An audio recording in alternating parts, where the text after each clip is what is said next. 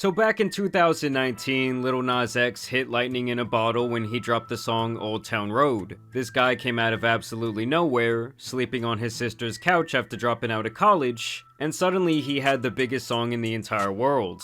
Then I find this beat on YouTube, which is the Old Town Road beat by this guy named Young Keo. And I made this song. It was like a loner cowboy running away from everything. And Old Town Road is like this path of success, and like, you know, we want to continue on this. He paid $30 for the beat and released the track independently on SoundCloud. That was back in the earlier days of TikTok, a platform that over time would gain a reputation for its ability to make unknown artists achieve hit songs. This song is kind of hard. And with Nas X having a lot of experience on the internet in his teens, he already knew how to make memes and other posts go viral organically by understanding the algorithm through the best teacher, trial and error. So for months he relentlessly promoted this song through memes, trying to force a trend to get attention towards his music.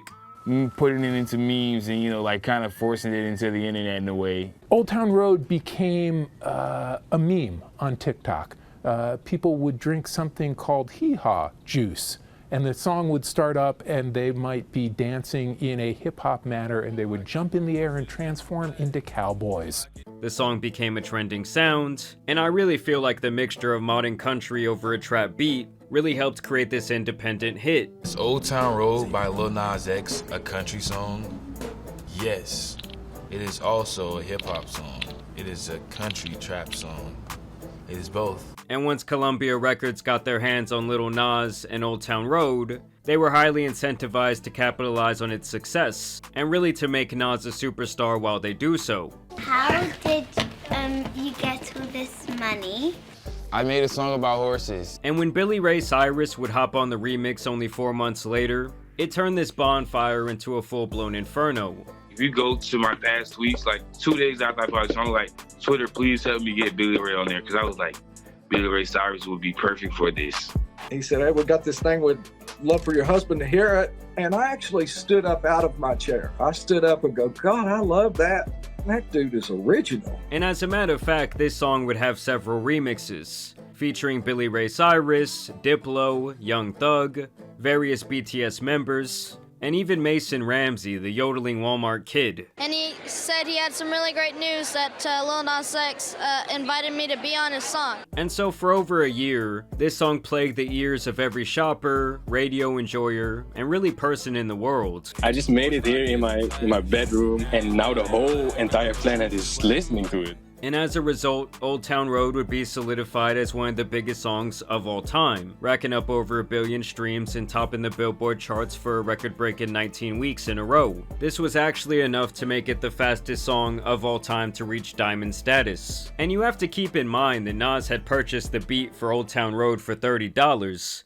and he recorded the entire thing in a closet in his sister's apartment. And really up until that time, the most notable thing he had done online was run a faceless fan page for Nicki Minaj, and basically create viral pop culture memes. I guess I didn't realize like how great I had become at doing like internet stuff until people started telling me. So I was like, is everybody not using the internet this way? Right. But yeah, you learn so much like subconsciously just doing the things that you do on the internet. So for him to come out of nowhere like this was unprecedented, but not unlikely. His understanding of social media and how it played into his blow-up really cannot be emphasized enough. I saw you made that post on Reddit where you were like, what's that song that goes, I'm gonna take my horse to Old Town Road? Because I knew this is what people want to search. I mean, don't get me wrong, this was right after the era of the meme rapper, but Nas X was actually getting the numbers to back up his social media persona, unlike other acts whose online antics really seemed to outshine their actual music. Hey, bitch, little pumping this shit, man. I just hit 1 million, and we celebrating with a Zan cake, bitch.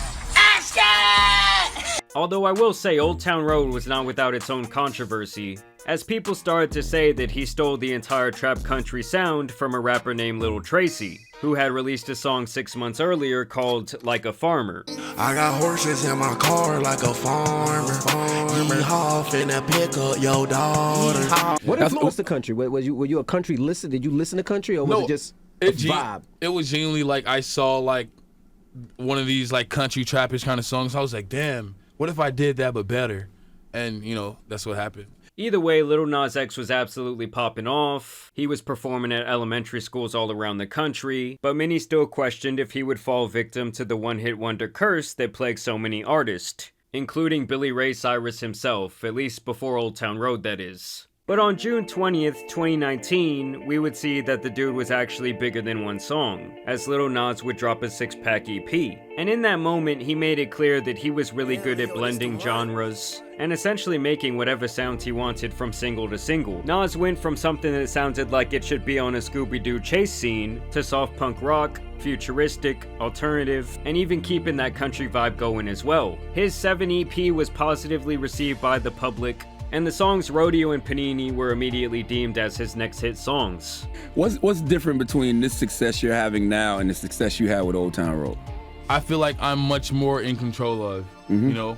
Like, I feel like I have the reins on it. Now, a mere 10 days after he would more or less prove that he was more than a lucky artist who caught a hit, Nas would come out of the closet, telling fans on Twitter, "Some of y'all already know, some of y'all don't care, some of y'all not gonna fuck with me no more, but before this month ends, I want y'all to listen closely to Closure," a song that appears to be about someone finally accepting their sexuality, later confirming this by saying that the rainbow imagery used in his album cover should have made it obvious that he was gay. One of your recent social media posts hinted towards you revealing something about yourself in the future. And you haven't revealed that yet, and fans are pretty much clamoring to find out what that is. Yeah, I kind of revealed, you know. You've given hints. What do you think you've revealed? That I am gay. And while some obviously resented him for this, while others could kind of care less either way, many championed him for coming out at the peak of his popularity. Did your family know you were gay?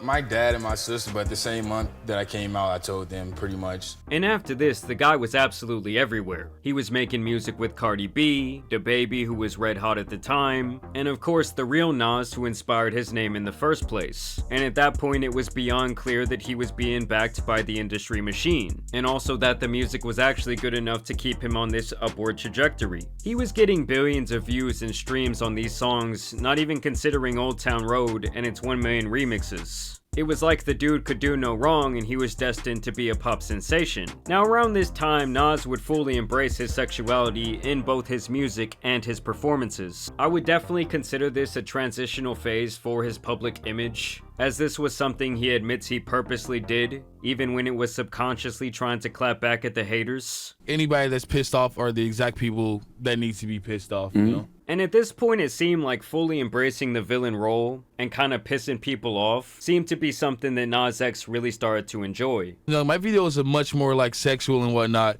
And you know, we used to be happy that people would be like, oh, he's not like those other gay people, like all flamboyant and whatnot. And it was like, that's not a compliment, you know? Going from using mostly comedy online to promote his music to now also using outrage to funnel attention to himself. So what would you call what you do? Trolling, marketing, what is it? It's all of it. It's all of it. It's trolling, it's marketing.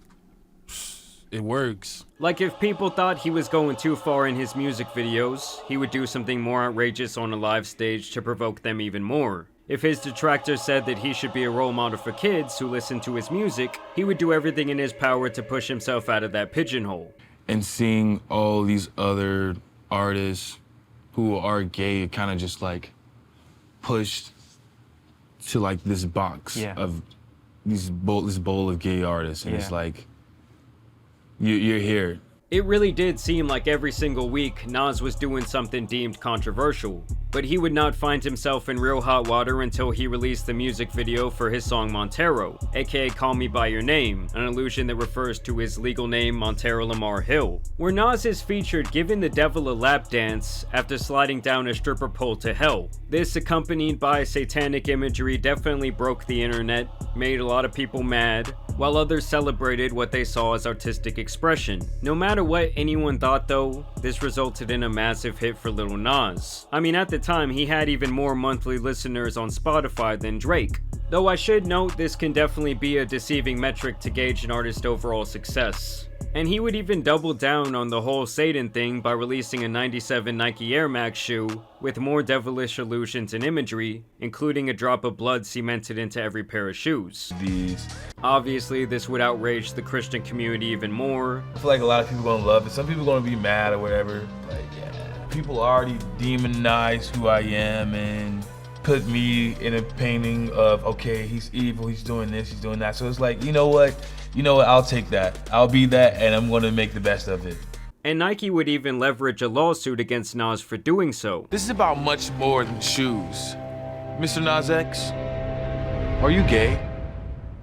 What does this have to do with the shoes? As this was an unofficial collaboration to say the least. And this would be the first, but definitely not the last time that Nas would go to war with the Christian community. From here, he would put out a myriad of hit songs, including Sun Goes Down, That's What I Want, Industry Baby with industry plant Jack Harlow, as well as other songs that were well received. Though at that time, he would admit that he feared that his career and overall identity would always be wrapped up in Old Town Road. Did you ever feel like Old Town Road was bigger than you?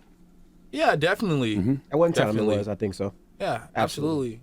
This was something that he had to learn to accept. I have this on because I resented Old Town Road for so long, and it's like, no, that's a blessing, that's a gift from God. Yeah.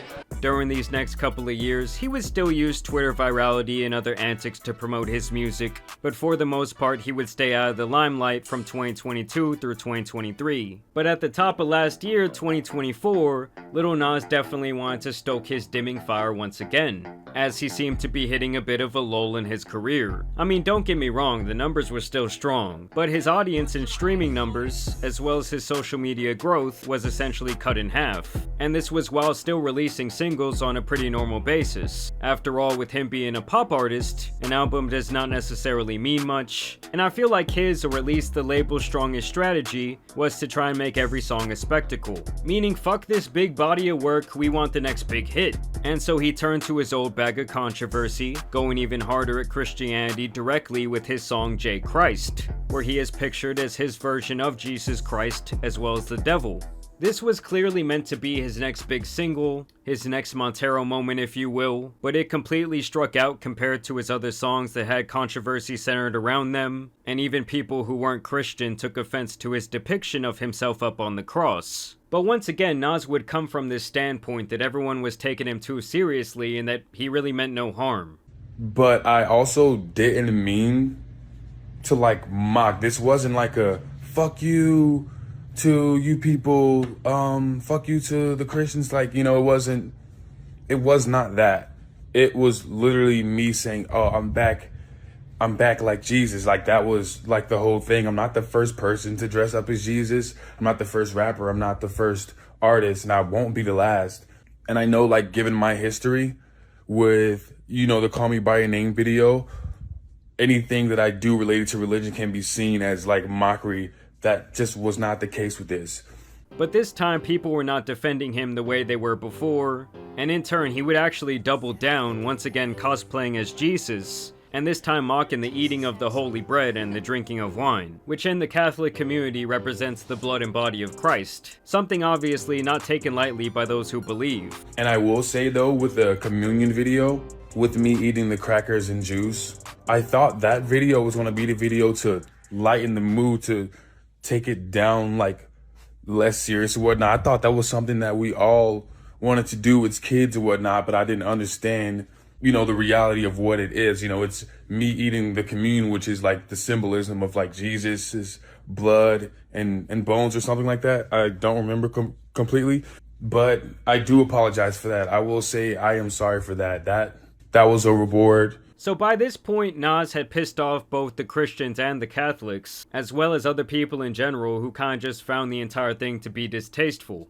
And then, on top of that, like seeing like actual fans like turn and say like, whoa, why is he doing this? Why does he keep messing with these people? This was obviously a massive blunder and a move that Nas X would regret even more than the music video itself. Then I looked at the video with me like eating like the communion or whatnot, and I was like, okay, this looks really bad on paper. This thing that I thought was just like a little jokey, fun video. And like I said before, this song J Christ was an absolute flop, This would in turn hurt the mental health of Nas X, and at this point he would definitely shy away from the limelight, seemingly right after he was ramped up for his next big campaign in his career. I feel like it's kind of the same vibes of what happened with that movie Snow White recently.